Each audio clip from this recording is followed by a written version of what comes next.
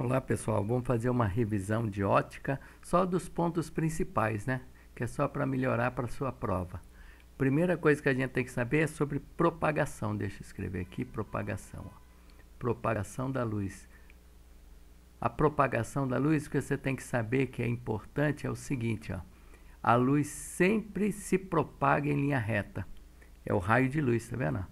Ele sempre se propaga em linha reta, ó. Certo? O raio de luz também não existe, né? É só uma entidade que nós criamos para poder entender a luz. Isso aqui é chamado de raio de luz, e quando você trabalha com vários raios de luzes, é chamado um feixe. Isso aqui é chamado de feixe de luz, certo? A luz se propaga, porque é uma onda eletromagnética, ela se propaga também no vácuo, certo? E em qualquer meio. Nós estudamos isso quando estudamos ondas, lembra? E o Sol, só para você ter uma ideia, o Sol está a 150 milhões de quilômetros e a luz viaja a uma velocidade mais ou menos de 300 mil quilômetros por segundo. Então, isso demora cerca de 8 minutos. Olha aqui, para a luz do Sol chegar na Terra, demora mais ou menos 8 minutos e 20 segundos para chegar na Terra, certo? Isso é o que você tem que entender sobre propagação. As fontes de luz, deixa eu colocar aqui, ó, fonte de luz. A fonte, existem duas fontes de luz. Uma que é chamada primária. O que é primária? Que ela mesmo gera luz, como uma lâmpada, como o sol, certo? E tem a secundária, que ela reflete a luz, que é o caso da lua, né? Secundária, deixa eu escrever aqui, ó. Secundária. Certo? O meio de propagação. Com relação ao meio de propagação, nós podemos dizer o seguinte, ó, que a luz se propaga da seguinte maneira. Deixa eu escrever aqui. Segundo o meio de propagação, ela pode ser no meio transparente. O que no meio transparente significa? Transparente.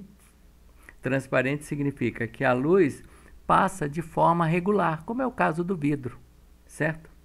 Translúcido. O que é translúcido? Translúcido é quando ele não passa de forma regular, que é o caso do... Já viu aquelas porta de box de banheiro? A porta do box do banheiro é assim, ó. Aqui é a porta, a luz passa aqui e faz assim, ó. Pum, bate, ela anda aqui de qualquer jeito, assim, e sai desse lado.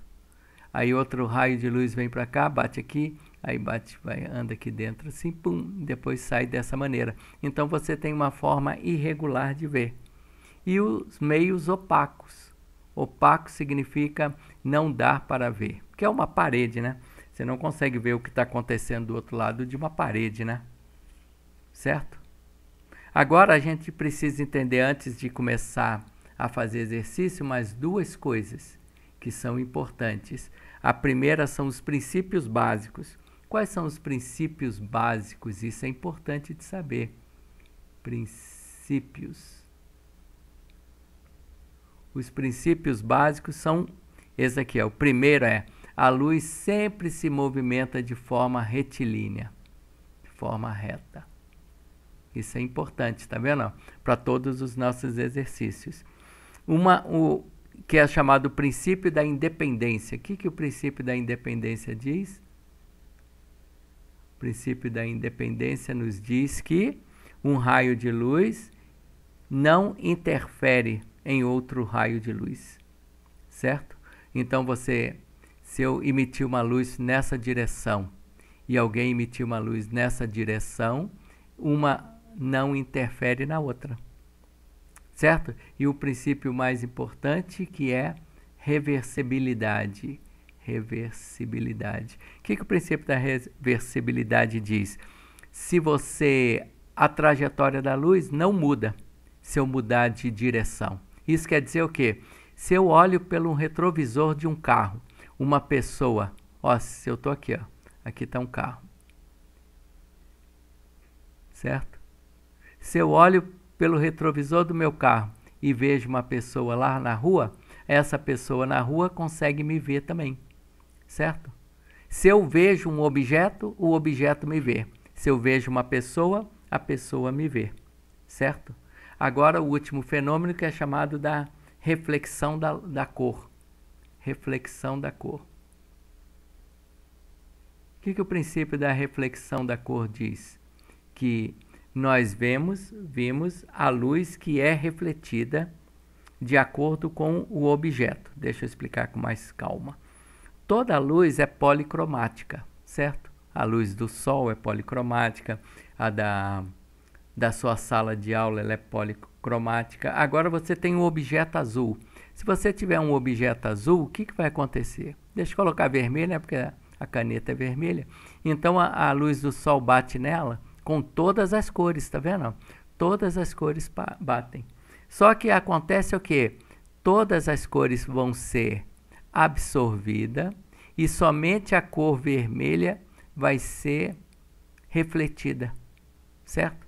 Por isso que nós vemos o objeto vermelho ou azul, porque ela reflete de forma difusa a cor, certo?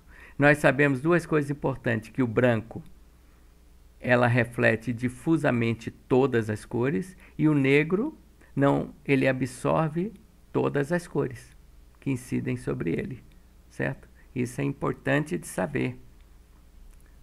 Agora, olha aqui, aí tem sombra, penumbra na página 310, que você só lê isso aí, é mais fácil você lendo que ganha tempo. E eclipse e as fases da lua também, vou deixar para vocês lerem, certo? Antes de entrar em espelho plano, vamos fazer uns 2 exercícios. Vamos fazer os exercícios da página 309, tá? Para fazer uma revisão de estudo. A questão 1 é muito facinha, né? Então, eu vou colocar aqui questão 1. A questão 1 diz o seguinte: em uma sala de aula, a luz solar penetrava através de uma janela de vidro transparente.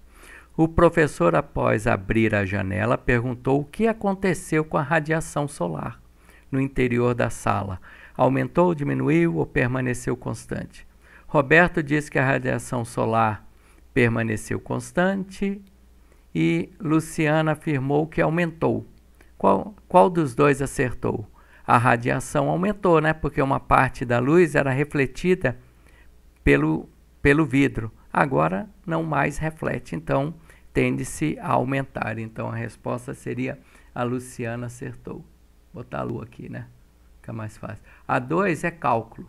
Então eu não vou fazer o desenho de novo aqui, para a gente ganhar tempo, certo?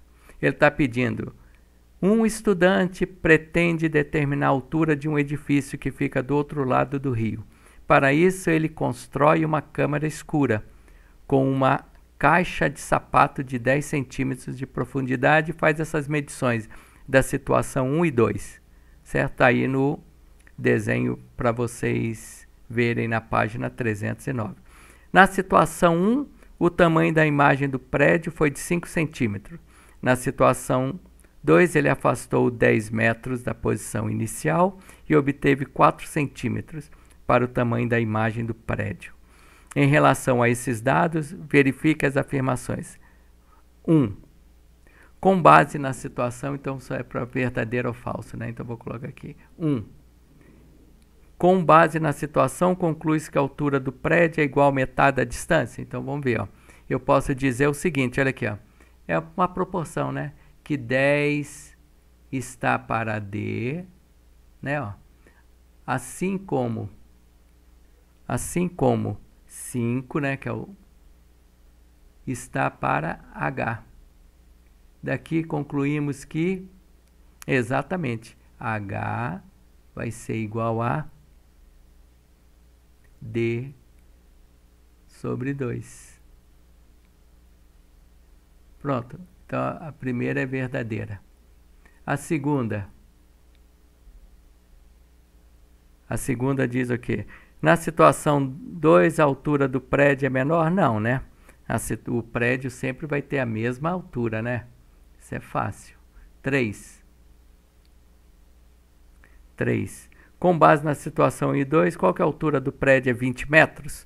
Então vamos calcular. Vamos fazer a mesma coisa para a situação 2. Na situação 2 eu posso dizer que 10, olha aqui, ó, que 10 está para D mais 10, certo?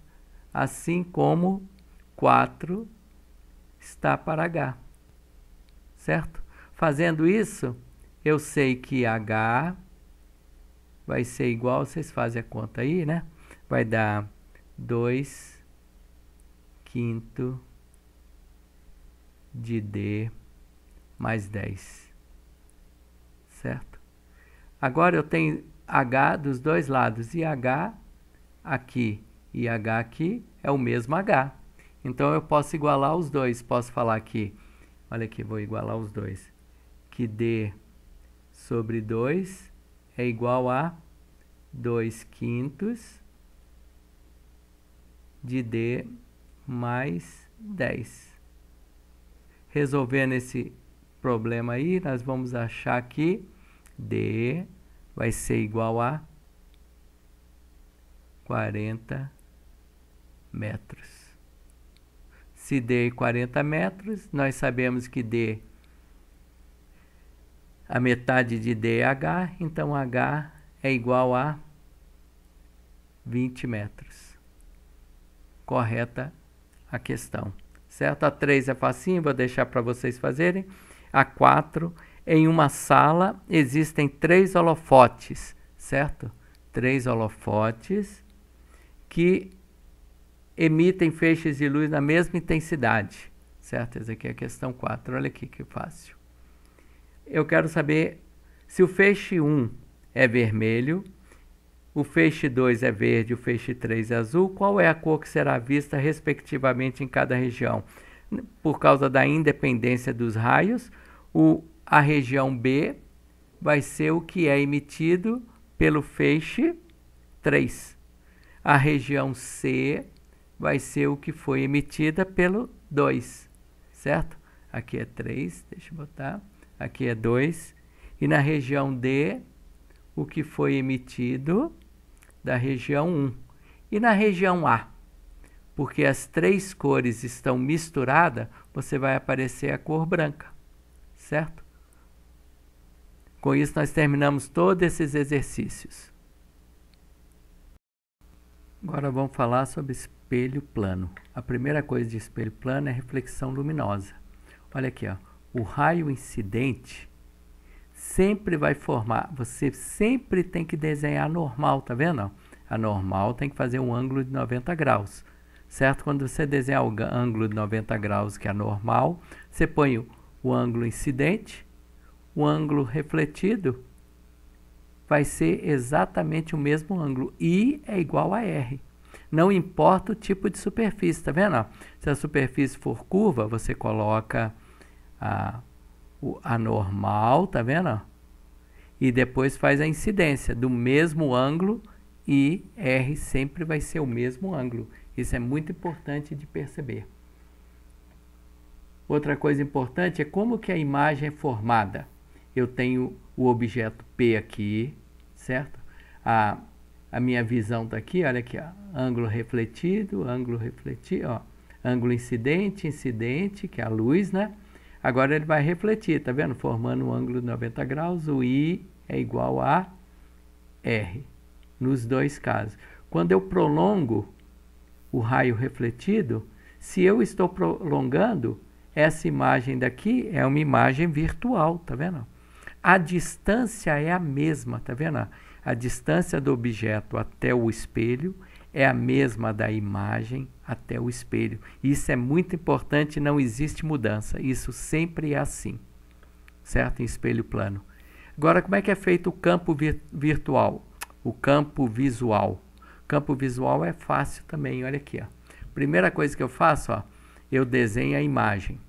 Tá vendo aqui o objeto, a imagem.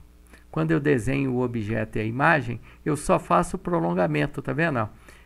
Pelo início do espelho, tá vendo? Pelo início do espelho e depois pelo fim do espelho, tá vendo? Esse espaço inteiro formado será meu campo visual. Fácil isso, né?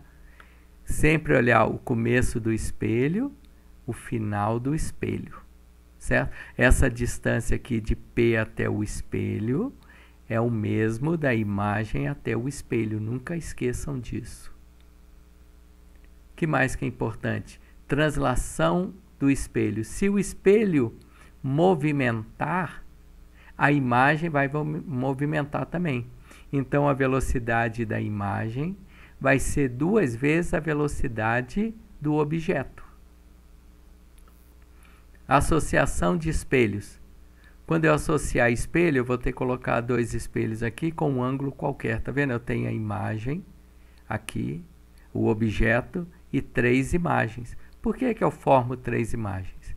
Por causa dessa associação de espelhos. Então, N vai ser igual a 360 graus dividido pelo ângulo dos 2 espelhos menos 1. Essa N é a quantidade de imagem formada. Certo? Agora, a última coisa que é importante vocês lembrarem, antes da gente fazer exercício, é rotação de espelho.